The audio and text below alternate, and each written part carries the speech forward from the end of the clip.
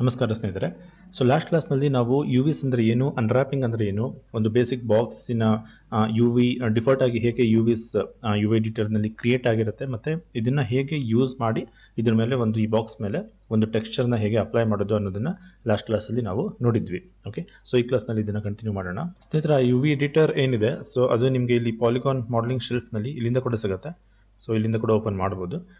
But ಇದನ್ನು separate window ಥರ open ಮಾಡೋ ಬದಲು ನೀವೇನು ಮಾಡ್ಬೋದು, ವರ್ಕ್ ಸ್ಪೇಸ್ನಲ್ಲಿ ಯು ವಿ ಎಡಿಟಿಂಗ್ ಅಂತಲೇ ಒಂದು ವರ್ಕ್ ಸ್ಪೇಸ್ ಇದೆ. ಸೊ ಅದನ್ನು ಸೆಲೆಕ್ಟ್ ಮಾಡಿದರೆ ಇಲ್ಲಿ ಒಂದು ಸಪರೇಟ್ ವ್ಯೂ ಪೋರ್ಟ್ನಲ್ಲಿ ಯು ವಿ ಸ್ಪೇಸ್ ಕ್ರಿಯೇಟ್ ಆಗಿದೆ. ಹಾಗೆ ಪಕ್ಕದಲ್ಲೇ ಯು ವಿ ಟೂಲ್ ಕಿಟ್ ಕೂಡ ಓಪನ್ ಆಗಿದೆ. ಹಾಗೆ ಈ ಕಡೆ 3D ವ್ಯೂ ಪೋರ್ಟ್ ಇದೆ. ಓಕೆ, ಸೊ ಇಲ್ಲಿಂದ ವರ್ಕ್ ಮಾಡೋದು ಜಾಸ್ತಿ ಕನ್ವೀನಿಯಂಟ್ ಅಂತ ಅನ್ಸುತ್ತೆ. ಸೊ ಸ್ನೇಹಿತರೆ, ಲಾಸ್ಟ್ ಕ್ಲಾಸಲ್ಲಿ ನಾವು ನೋಡಿದ್ವಿ. ಸೊ ಈ ಯು ವಿ ಸ್ಪೇಸ್ನಲ್ಲಿ ಈ ಹಾರಿಜಾಂಟಲ್ ಬ್ಲೂ ಲೈನ್ ಏನು ಕಾಣಿಸ್ತಾ ಇದೆ, ಇದು ಯು ಆಕ್ಸಿಸ್, ಮತ್ತು ಈ ವರ್ಟಿಕಲ್ ಬ್ಲೂ ಲೈನ್ ಏನು ಕಾಣಿಸ್ತಾ ಇದೆ, ಅದು ವಿ ಆಕ್ಸಿಸ್. ಓಕೆ, ಇದನ್ನು ನೀವು ಸ್ವಲ್ಪ ಝೂಮ್ ಔಟ್ ಮಾಡಿ ನೋಡಿದರೆ ಗೊತ್ತಾಗುತ್ತೆ. ಇದು ಆ್ಯಕ್ಚುಲಿ ಒಂದು ದೊಡ್ಡ ಗ್ರಿಡ್ಡೇ ಇದೆ ಇಲ್ಲಿ. ಆದರೂ ಇಷ್ಟು ದೊಡ್ಡ ಗ್ರಿಡ್ ಇದ್ರೂ ಕೂಡ ನಾವು ಯೂಸ್ ಮಾಡುವಂಥದ್ದು ಕೇವಲ ಈ first box. Okay, U axis ಮತ್ತು ವಿ ಆಕ್ಸಿಸ್ಸಿನ ಮೊದಲ ಈ ಬಾಕ್ಸ್ ಏನಿದೆ ಇದನ್ನು ಆ್ಯಕ್ಚುಲಿ ನಾವು ಯೂಸ್ ಮಾಡ್ತೀವಿ. ಸೊ ನಾವೇನೇ ಯು ವಿ ಲೇಔಟ್ ಕ್ರಿಯೇಟ್ ಮಾಡಿದ್ರು ಅದು ಈ ಫಸ್ಟ್ ಬಾಕ್ಸ್ನಲ್ಲಿ ಇರುತ್ತೆ. ಓಕೆ, ಸೊ ಇವಾಗ ಇಲ್ಲೇನು ಕಾಣಿಸ್ತಾ ಇದೆ, ಈ ಡ್ರಾಯಿಂಗ್ ಏನು ಕಾಣಿಸ್ತಾ ಇದೆ ಈ ಬಾಕ್ಸ್ಗೆ, ಇದು ಈ ಬಾಕ್ಸಿನ ಯು ವಿ ಲೇಔಟ್. ಓಕೆ, ಇದನ್ನು ಯು ವಿ ಲೇಔಟ್ ಅಂತ ಹೇಳ್ತಾರೆ. ಸೊ ಇದು ಸಿಂಪಲ್ ಆಗಿರೋ ಒಂದು ಬೇಸಿಕ್ ಬಾಕ್ಸ್. ಸೊ ಇದರ ಯು ವಿ ಲೇಔಟ್ ಈ ಥರ ಇದೆ. ಇದು ಸರಿಯಾಗಿ ವರ್ಕ್ ಆಗುತ್ತೆ. Okay, fine. ಆದರೆ ನಿಮ್ಮ ಮಾಡೆಲ್ ಕಾಂಪ್ಲೆಕ್ಸ್ ಆಗ್ತಾ ಹೋದಾಗೆ ಆ್ಯಕ್ಚುಲ್ ನೀವು ಮಾಡೆಲ್ಗಳ ಮೇಲೆ ಕೆಲಸ ಮಾಡೋಕ್ಕೆ ಸ್ಟಾರ್ಟ್ ಮಾಡಿದ ಮೇಲೆ ಸೊ ಈ ಡಿಫಾಲ್ಟಾಗಿ ಏನು ಕ್ರಿಯೇಟ್ ಆಗಿರುತ್ತೆ ಯು ವಿ ಲೇಔಟ್, ಇದು ನಮಗೆ ಉಪಯೋಗಕ್ಕೆ ಬರೋದಿಲ್ಲ. ಓಕೆ, ಸೊ ನಮ್ಮ ಆ್ಯಕ್ಚುಲ್ ಮಾಡೆಲ್ಗಳ ಮೇಲೆ ನಾವೇ ಸ್ವಂತ ಯು ವಿ ಲೇಔಟ್ಗಳನ್ನು ಕ್ರಿಯೇಟ್ ಮಾಡ್ಕೊಳ್ಬೇಕಾಗತ್ತೆ. ಓಕೆ, ಸೊ ನಾವು ಎಷ್ಟು ಚೆನ್ನಾಗಿ ಎಷ್ಟು ಕರೆಕ್ಟಾಗಿ ಯು ವಿ ಲೇಔಟ್ಗಳನ್ನ ಕ್ರಿಯೇಟ್ ಮಾಡ್ತೀವೋ ಅಷ್ಟು ಚೆನ್ನಾಗಿ ಟೆಕ್ಸ್ಚರ್ಗಳು ಮಾಡೆಲ್ಗಳ ಮೇಲೆ ಅಪ್ಲೈ ಆಗುತ್ತೆ. ಓಕೆ, ಸೊ ಟೆಕ್ಸ್ಚರಿಂಗ್ ಆರ್ಟಿಸ್ಟ್ ಎಷ್ಟೇ ಚೆನ್ನಾಗಿ ಟೆಕ್ಸ್ಚರ್ಗಳನ್ನು ರೆಡಿ ಮಾಡಿದರೂ ಕೂಡ ಸೊ ಯು ವಿ ಬಾಕ್ಸಿನ ನಿಮ್ಮ ಮಾಡೆಲಿನ ಯು ವಿ ಲೇಔಟ್ ಚೆನ್ನಾಗಿಲ್ಲ, ಕರೆಕ್ಟಾಗಿಲ್ಲ ಅಂದರೆ ಆ ಟೆಕ್ಸ್ಚರ್ ಆ ಮಾಡೆಲ್ ಮೇಲೆ ಸರಿಯಾಗಿ ಅಪ್ಲೈ ಆಗೋದಿಲ್ಲ. ಓಕೆ, ಹಾಗಾಗಿ ಮಾಡೆಲಿಂಗ್ ಮತ್ತು ಟೆಕ್ಸ್ಚರಿಂಗ್ ಕೆಲಸದ ಮಧ್ಯದಲ್ಲಿ ಈ ಯು ವಿ ಲೇಔಟಿಂಗ್ ಅನ್ನೋದು ಒಂದು ಅಗತ್ಯವಾದಂತಹ ಒಂದು ಕೆಲಸ ಇದು. ಮತ್ತು ಸ್ನೇಹಿತರೆ, ಇಲ್ಲಿ ಯು ವಿ ಸ್ಪೇಸ್ನಲ್ಲಿ ನೀವು ನ್ಯಾವಿಗೇಟ್ ಮಾಡೋದು ಹೇಗೆ ಅಂತ ಕೇಳಿದರೆ, ಸೊ ಇಲ್ಲಿ ಇದು 2D ಪ್ಲೇನ್ ಆಗಿರೋದ್ರಿಂದ ಜಸ್ಟ್ ಇಲ್ಲಿ ಝೂಮ್ ಮತ್ತು ಪ್ಯಾನ್ ಎರಡು ಮಾಡಬೇಕಾಗತ್ತೆ. ಆರ್ಬಿಟಿಂಗ್ ಬರೋದಿಲ್ಲ. ಆರ್ಬಿಟಿಂಗ್ ಕೇವಲ 3D ಸ್ಪೇಸ್ನಲ್ಲಿ ಇರುತ್ತೆ. ಸೊ ಇಲ್ಲಿ ಝೂಮ್ ಆ್ಯಂಡ್ ಪ್ಯಾನ್ ಮಾಡೋದಕ್ಕೆ ಸೇಮ್ ಇಲ್ಲಿ ಮಾಯಾ ವ್ಯೂ ಪೋರ್ಟ್ನಲ್ಲಿ ಏನು ಶಾರ್ಟ್ಕಟ್ಸ್ ಯೂಸ್ ಮಾಡ್ತೀರಾ ಅದೇ ಶಾರ್ಟ್ಕಟ್ಸ್ನ ಇಲ್ಲಿ ಕೂಡ ಯೂಸ್ ಮಾಡ್ತೀವಿ. ಓಕೆ, ಸೊ ಝೂಮ್ ಮಾಡಬೇಕು ಅಂದರೆ ಸ್ಕ್ರೋಲರ್ನ ರೊಟೇಟ್ ಮಾಡ್ಬೋದು, ಇಲ್ಲ ಆಲ್ಟ್ ರೈಟ್ ಕ್ಲಿಕ್ ಯೂಸ್ ಮಾಡಿ ಝೂಮ್ ಔಟ್ ಝೂಮ್ ಇನ್ ಮಾಡ್ಬೋದು. ಅದೇ ಥರ ಪ್ಯಾನ್ ಮಾಡಬೇಕು ಅಂದರೆ ಆಲ್ಟ್ ಮಿಡಲ್ ಮೌಸ್ ಪ್ರೆಸ್ ಮಾಡಿ ಪ್ಯಾನ್ ಈ ಥರ ಮೂವ್ ಮಾಡ್ಬೋದು. ಓಕೆ, ಝೂಮ್ ಆ್ಯಂಡ್ ಪ್ಯಾನ್ ಮಾಡ್ಬೋದು ಯು ವಿ ಸ್ಪೇಸ್ನಲ್ಲಿ. ಸೊ ಈ ಮಾಡೆಲ್ ಏನಿದೆ ಇದನ್ನು ನಾನು ಆ್ಯಕ್ಚುಲಿ ಈ ಬಾಕ್ಸಿಂದನೇ ಕ್ರಿಯೇಟ್ ಮಾಡಿರೋದು. ಓಕೆ, ಸೊ ಈ ಬಾಕ್ಸಿನ ಯು ವಿ ಲೇಔಟ್ ಹೇಗಿದೆ, ಈ ಮಾಡೆಲಿನ ಯು ವಿ ಲೇಔಟ್ ಹೇಗಾಗಿದೆ ನೋಡಿ. ಓಕೆ, ಸೊ ನೀವು ಎಕ್ಸ್ಟ್ರಾ ಫೇಸಸ್ ಎಡ್ಜಸ್ಟ್ನ ಆ್ಯಡ್ ಮಾಡ್ತಾ ಹೋದಾಗೆ ಅದರ ಯು ವಿ ಲೇಔಟ್ ಡಿಸ್ಟಾರ್ಟ್ ಆಗ್ತಾ ಹೋಗುತ್ತೆ. ಸೊ ನಮಗೆ ಈ ಯು ವಿ ಲೇಔಟ್ ಈಗ ಯೂಸ್ ಬರೋದಿಲ್ಲ. ಓಕೆ, ಬಟ್ ಈ ಯು ವಿ ಲೇಔಟ್ ಸರಿಯಾಗಿಲ್ಲ ಅಂತ ನಾವು ಹೇಗೆ ಹೇಳೋದು? ಸೊ ನಾವು ಒಂದು ಹೊರಗಡೆಯಿಂದ ಟೆಕ್ಸ್ಚರ್ ಅಪ್ಲೈ ಮಾಡಿ ನೋಡಿದರೆ ನಮಗೆ ಗೊತ್ತಾಗುತ್ತೆ ಅಲ್ವಾ ಯು ವಿ ಲೇಔಟ್ ಸರಿಯಾಗಿದೆಯೋ ಇಲ್ವೋ ಅಂತ. ಓಕೆ, ಬಟ್ ನಾವು ಟೆಕ್ಸ್ಚರ್ ಅಪ್ಲೈ ಮಾಡಿ ನೋಡೋ ಬದಲು ಈ ಯು ವಿ ಎಡಿಟರ್ನಲ್ಲಿ ಒಂದು ಚೆಕ್ಕರ್ ಬಾಕ್ಸ್ ಕೊಟ್ಟಿರ್ತಾರೆ. ಓಕೆ, ಸೊ ಇದು ಒಂಥರ ಟೆಕ್ಸ್ಚರ್ ಇದ್ದಾಗೆ. Okay, so U V layout ಸರಿಯಾಗಿದೆಯೋ ಇಲ್ವೋ ಅಂತ ಚೆಕ್ ಮಾಡೋದಕ್ಕೋಸ್ಕರ ಅಂತಲೇ ಒಂದು ಟೆಕ್ಸ್ಚರ್ ಕೊಟ್ಟಿದ್ದಾರೆ. ಓಕೆ, ಸೊ ಇದ್ರ ಮೇಲೆ ಕ್ಲಿಕ್ ಮಾಡಿ ಆಗ ನಿಮಗೆ ಒಂದು ಮಾಡೆಲ್ ಮೇಲೆ ಒಂದು ಈ ರೀತಿ ಒಂದು ಚೆಕ್ಕರ್ ಬಾಕ್ಸ್ ಥರದ ಒಂದು ಟೆಕ್ಸ್ಚರ್ ಅಪ್ಲೈ ಆಗುತ್ತೆ. ಓಕೆ, ಸೊ ಈ ಟೆಕ್ಸ್ಚರ್ನ ನೋಡಿಬಿಟ್ಟು ನೀವು ಈ ಟೆಕ್ಸ್ಚರ್ ಅಂದರೆ ಯು ವಿ ಲೇಔಟ್ ಸರಿಯಾಗಿದೆಯೋ ಇಲ್ವೋ ಅಂತ ನೀವು ತಿಳ್ಕೊಬೋದು. ಸೊ ನೀವು ಈ ಬಾಕ್ಸ್ನ ಸೆಲೆಕ್ಟ್ ಮಾಡಿ ನೋಡಿ, ಇಲ್ಲಿ ಈ ಚೆಕ್ಕರ್ ಪ್ಯಾಟರ್ನ್ ಎಷ್ಟು ನೀಟಾಗಿ ಅಪ್ಲೈ ಆಗಿದೆ, ಎಲ್ಲ ಕಡೆ ಯೂನಿಫಾರ್ಮ್ ಆಗಿದೆ, ಈಕ್ವಲ್ ಸೈಜ್ನಲ್ಲಿದೆ ಅಲ್ವಾ. ಸೊ ಈ ಥರ ಇದ್ದಾಗ ಯು ವಿ ಲೇಔಟ್ ಕರೆಕ್ಟ್ ಆಗಿದೆ, ಟೆಕ್ಸ್ಚರ್ ಕರೆಕ್ಟಾಗಿ ಅಪ್ಲೈ ಆಗುತ್ತೆ ಅಂತ.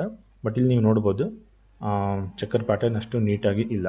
ಓಕೆ, ಸೊ ಈ ಥರ ಇದ್ದರೆ ನಾವು ಅಪ್ಲೈ ಮಾಡೋ ಟೆಕ್ಸ್ಚರ್ ಸರಿಯಾಗಿ ಅಪ್ಲೈ ಆಗೋದಿಲ್ಲ. ಸೊ ಹಾಗಾಗಿ ನಾವು ನಮ್ಮದೇ ಓನ್ ಯು ವಿ ಲೇಔಟನ್ನ ಕ್ರಿಯೇಟ್ ಮಾಡಬೇಕಾಗತ್ತೆ. ಸೊ ನಾವು ನಮ್ಮದೇ ಸ್ವಂತ ಯು ವಿ ಲೇಔಟ್ಗಳನ್ನು ಹೇಗೆ ಕ್ರಿಯೇಟ್ ಮಾಡೋದು?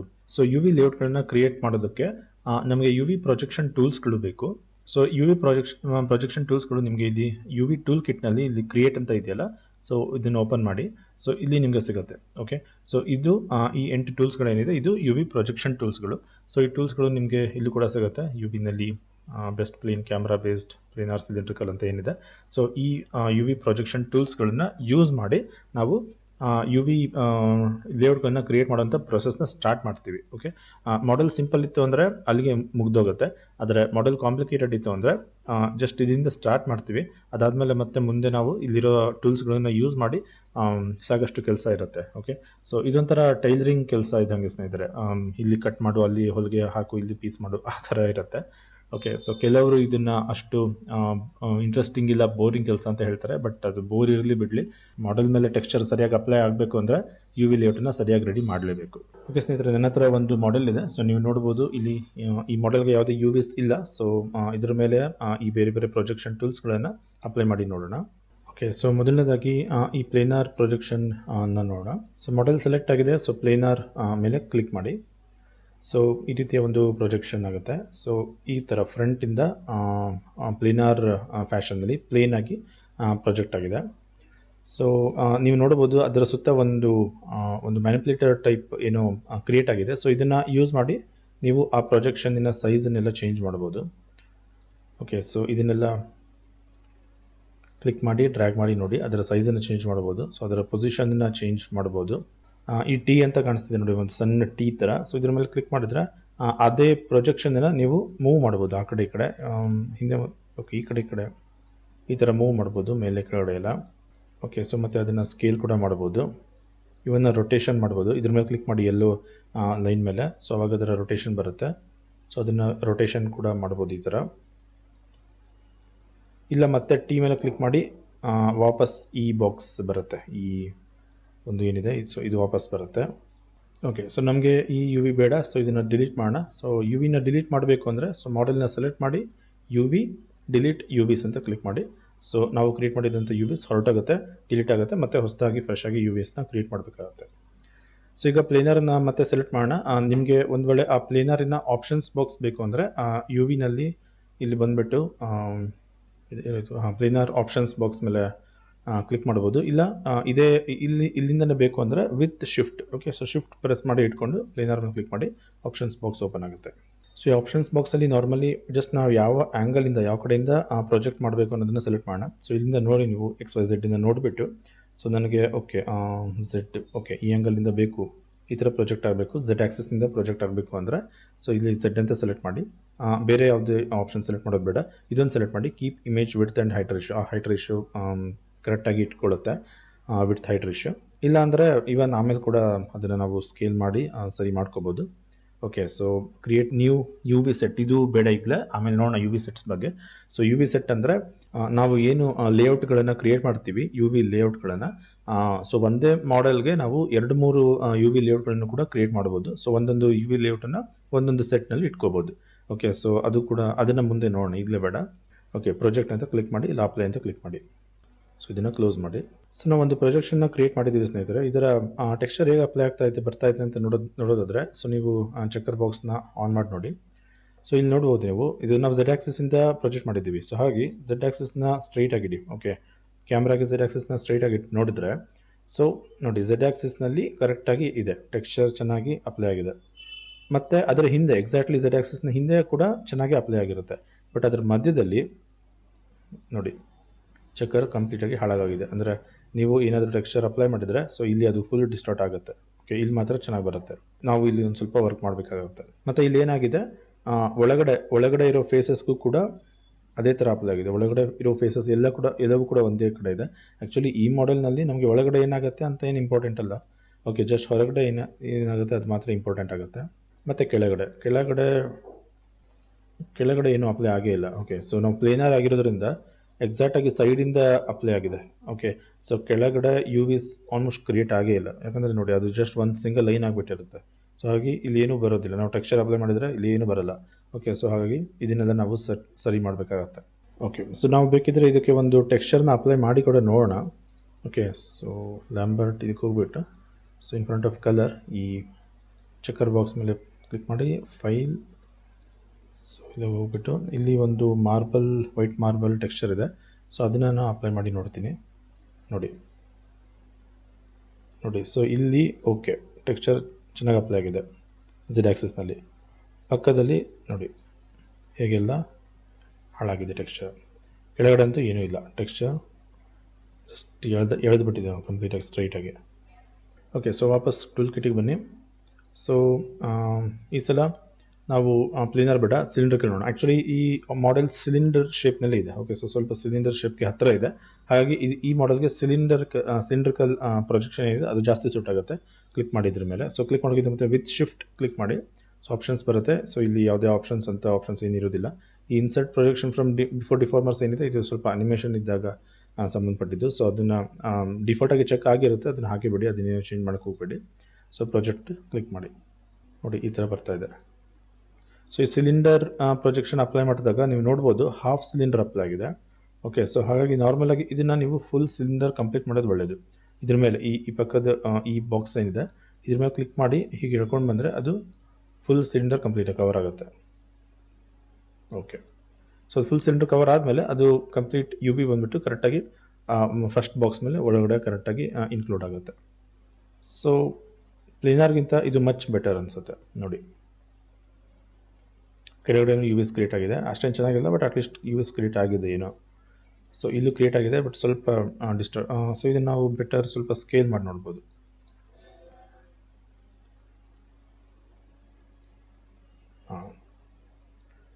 ಓಕೆ, ಆ್ಯಕ್ಚುಲಿ ಚೆನ್ನಾಗಿ ಬಂದಿದೆ ನೋಡಿ. ಸೊ ಈ ಮಾಡೆಲ್ಗೆ ಸಿಲಿಂಡ್ರಿಕಲ್ ಪ್ರೊಜೆಕ್ಷನ್ ಚೆನ್ನಾಗಿ ವರ್ಕ್ ಆಗುತ್ತೆ. ಸೊ ನೋಡಿ ಇದಕ್ಕೆ ಟೆಕ್ಸ್ಚರ್ ಅಪ್ಲೈ ಮಾಡಿದಾಗ ಹೇಗಿದೆ. ಸೊ ಆ್ಯಕ್ಚುಲಿ ಚೆನ್ನಾಗಿ ಬಂತೆ. ಆ್ಯಕ್ಚುಲಿ ನೀವು ಇದನ್ನು ಸೆಲೆಕ್ಟ್ ಮಾಡಿ ನೋಡಿ, ಇಲ್ಲಿ ಒಂದು ಸೀಮ್ ಕ್ರಿಯೇಟ್ ಆಗಿದೆ. ಓಕೆ, ಸೊ ಸೀಮ್ ಅಂದರೆ ಏನು ಅಂತ ನೋಡೋಣ. ಬಟ್ ಅಂದರೆ ಇಲ್ಲಿ ಕಟ್ ಆಗಿರುತ್ತೆ, ಬಟ್ ಅಲ್ಲಿ ಏನು ಗೊತ್ತಾಗ್ತಾ ಇಲ್ಲ ಟೆಕ್ಸ್ಚರ್. ಯಾಕಂದರೆ ಈ ಟೆಕ್ಸ್ಚರ್ ಏನಿದೆ ನಾನು ಅಪ್ಲೈ ಮಾಡಿದ್ದೀನಲ್ಲ ಆ ಟೆಕ್ಸ್ಚರ್ ಆ್ಯಕ್ಚುಲಿ ಬಂದುಬಿಟ್ಟು ಸೊ ಈ ಟೆಕ್ಸ್ಚರ್ ಬಂದುಬಿಟ್ಟು ಇದು seamless texture. Okay, so seamless texture ಅಂದರೆ ನೀವು ಟೆಕ್ಸ್ಚರ್ನ ಎಷ್ಟು ಸಲ ಹಾರಿಜಾಂಟಲಿ ವರ್ಟಿಕಲಿ ರಿಪೀಟ್ ಮಾಡಿದ್ರು ಅದು ರಿಪೀಟ್ ಆಗಿದೆ ಅಂತ ಅನ್ಸೋದೇ ಇಲ್ಲ. ಓಕೆ, ಅದು ಸಿಂಗಲ್ ಟೆಕ್ಸ್ಚರ್ ಥರನೇ ಕಾಣಿಸುತ್ತೆ, ಅದನ್ನು ಸೀಮ್ಲೆಸ್ ಟೆಕ್ಸ್ಚರ್ ಅಂತಾರೆ. ಸೊ ತುಂಬ ಸಲ ನಾವು ಟೆಕ್ಸ್ಚರಿಂಗ್ ಮಾಡುವಾಗ ನಮಗೆ ಸೀಮ್ಲೆಸ್ ಟೆಕ್ಸ್ಚರ್ಸ್ಗಳು ಬೇಕಾಗುತ್ತೆ. ಸೊ ಅದೇ ಥರ ಇಲ್ಲಿ ಸ್ನೇಹಿತರೆ ಸ್ಪೆರಿಕಲ್ ಇದೆ. ಸೊ ಸ್ಪೆರಿಕಲ್ ಸ್ವಲ್ಪ ರೌಂಡ್ ಆಗಿರುವಂಥ ಮಾಡೆಲ್ಸ್ಗಳಿಗೆ ಸ್ಪೆರಿಕಲ್ ಪ್ರೊಜೆಕ್ಷನ್ ವರ್ಕ್ ಆಗುತ್ತೆ. ಮತ್ತು ಕ್ಯಾಮ್ರಾ ಬೇಸ್ಡ್ ಅಂತ ಇದೆ. ಸೊ ಈ ಕ್ಯಾಮ್ರಾ ಬೇಸ್ಡ್ ಅಂದರೆ ಸೊ ಇದನ್ನು ಬೆಟರ್ ಯು ವಿಸ್ನ ಮತ್ತೆ ಡಿಲೀಟ್ ಮಾಡೋಣ. ಓಕೆ, ಸೊ ಮತ್ತೆ ಫ್ರೆಶ್ ಮಾಡಲ್ ನಮ್ದೀಗ.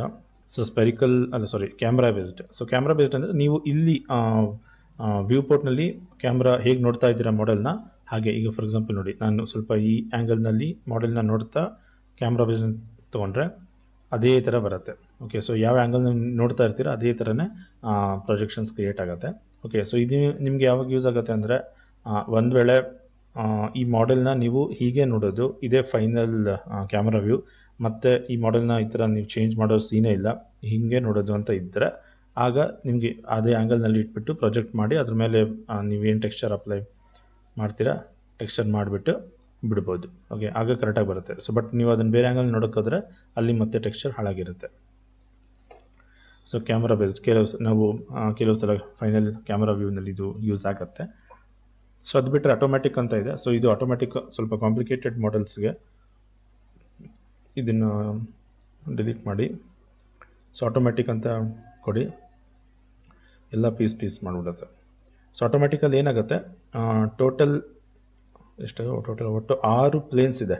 ಓಕೆ, ಸೊ ಮಾಡೆಲ್ನ 6 ಇದೊಂಥರ ಪ್ಲೇನಾರ್ ಪ್ರೊಜೆಕ್ಷನ್ ಥರನೇ, ಆದರೆ 6 ಡಿಫ್ರೆಂಟ್ ಪ್ಲೇನ್ಸ್ಗಳಿಂದ ಪ್ರೊಜೆಕ್ಟ್ ಮಾಡುತ್ತೆ. ಓಕೆ, ಬೇರೆ ಎಲ್ಲ ಸುತ್ತ 6 ಆ್ಯಂಗಲ್ಗಳಿಂದ ಪ್ರೊಜೆಕ್ಟ್ ಮಾಡಿ ನಿಮಗೆ ಸಾಕಷ್ಟು ಯು ವಿ ಶೆಲ್ಸ್ನ ಕ್ರಿಯೇಟ್ ಮಾಡುತ್ತೆ. Okay, so U V shells ಅಂದರೆ ಏನು ನೋಡೋಣ. ಓಕೆ, ಸೊ ಈ ಥರ ಮಾಡುತ್ತೆ. ಇದು ಸ್ವಲ್ಪ ಮಾಡೆಲ್ ಕಾಂಪ್ಲಿಕೇಟೆಡ್ ಆದಮೇಲೆ ನಾವು ಇದನ್ನು ಯೂಸ್ ಮಾಡ್ತೀವಿ. ಓಕೆ, ಸೊ ಇಷ್ಟು ಆಪ್ಷನ್ಸ್ಗಳಲ್ಲಿ ಈ ನಾರ್ಮಲ್ ಬೇಸ್ಡ್ ಮತ್ತು ಕಾಂಟೂರ್ ಸ್ಟ್ರೆಚ್ ನಾನು ಯಾವತ್ತೂ ಯೂಸ್ ಮಾಡಿಲ್ಲ, ಇದು ನನಗೆ ಗೊತ್ತಿಲ್ಲ. ಓಕೆ, ಬಟ್ ತುಂಬ ಕಡಿಮೆ ಅದನ್ನು ಯೂಸ್ ಮಾಡೋದು. ಬಟ್ ಉಳಿದಿರೋ ಆಪ್ಷನ್ಸ್ಗಳಲ್ಲಿ ಜಾಸ್ತಿ ಯೂಸ್ ಮಾಡೋದು ಆಟೋಮ್ಯಾಟಿಕ್. ಮಾಡೆಲ್ ಕಾಂಪ್ಲಿಕೇಟೆಡ್ ಇದ್ದಾಗ ತುಂಬ ಆಟೋಮ್ಯಾಟಿಕ್ ಯೂಸ್ ಮಾಡ್ತೀವಿ. ಅದು ಬಿಟ್ಟರೆ ಮಾಡೆಲ್ ಸಿಂಪಲ್ ಇದ್ದಾಗ ಸೊ ಆ ಮಾಡೆಲ್ನ ಶೇಪ್ ಹೇಗಿದೆ ಅನ್ನೋದ್ರ ಮೇಲೆ ಪ್ಲೇನಾರ್, ಸಿಲಿಂಡ್ರಿಕಲ್, ಸ್ಪೆರಿಕಲ್ ನಾವು ಯೂಸ್ ಮಾಡ್ಬೋದು. ಕೆಲವು ಸಲ ಕ್ಯಾಮ್ರಾ ಬೇಸ್ಡ್ ಕೂಡ. ಓಕೆ, ಸೊ ಕೆಲವರು ಯಾವಾಗಲೂ ಪ್ಲೇನಾರಿಂದನೇ ಸ್ಟಾರ್ಟ್ ಮಾಡಿ ನಂತರ ಮುಂದೆ ಕಂಟಿನ್ಯೂ ಮಾಡ್ತಾರೆ, ಹಾಗೂ ಕೂಡ ಮಾಡ್ಬೋದು. ಓಕೆ, ಸೊ ಯಾವುದೇ ಪ್ರೊಜೆಕ್ಷನ್ ಮೆಥಡ್ ಕೂಡ ಫೈನಲ್ ರಿಸಲ್ಟ್ ಕೊಡೋದಿಲ್ಲ. ಸೊ ಪ್ರೊಜೆಕ್ಷನ್ ಮಾಡಿದ ನಂತರ ನಾವು ಮತ್ತೆ ವರ್ಕ್ ಮಾಡಲೇಬೇಕಾಗತ್ತೆ. ಓಕೆ ಸ್ನೇಹಿತರೆ, ಇಲ್ಲಿಗೆ ನಾನು ಈ ಕ್ಲಾಸ್ನ ಕಂಪ್ಲೀಟ್ ಮಾಡ್ತಾ ಇದ್ದೀನಿ.